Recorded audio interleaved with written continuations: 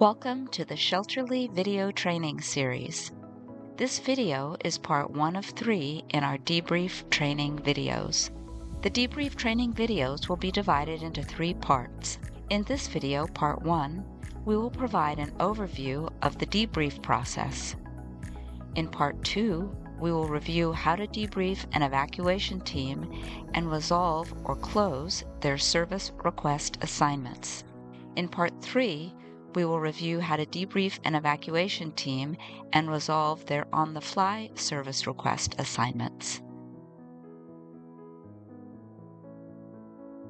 Debriefing an evacuation team is the final step in the service request workflow. The service request workflow began with the creation of a service request by the hotline team.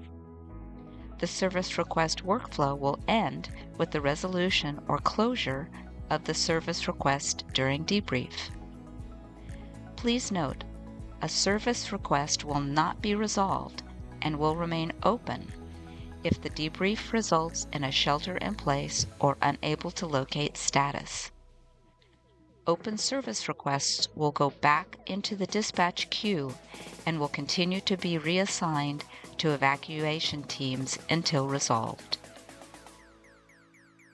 The purpose of debrief is to ensure every service request has a documented outcome in the Shelterly database, to resolve or close open service requests, to set follow-up dates for the next evacuation team to visit the service request site if the debrief results in a shelter-in-place or unable to locate status, and finally, to edit the visit notes on the resolution page so the next evacuation team has current information.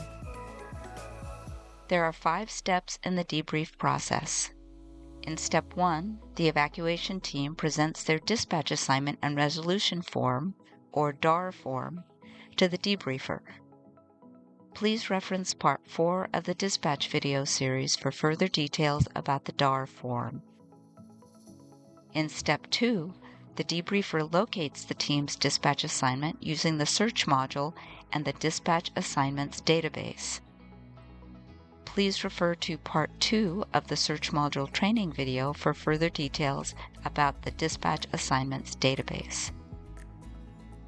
In step 3, the debriefer reviews the team's DAR form. Each page will be evaluated to confirm the team completed every section and that their documentation is clear and coherent. In step 4, the evacuation team is dismissed. This will occur once the DAR form is completed to the debriefer's satisfaction. The evacuation team will return to dispatch for another assignment or go off-duty. Finally, in step 5, the debriefer will transfer the data from the team's DAR form into the Shelterly database. This completes part 1 of 3 of the debrief training videos. In this video, we provided an overview of the debrief process. In the next video, part 2, we will review how to debrief an evacuation team and resolve their service request assignments.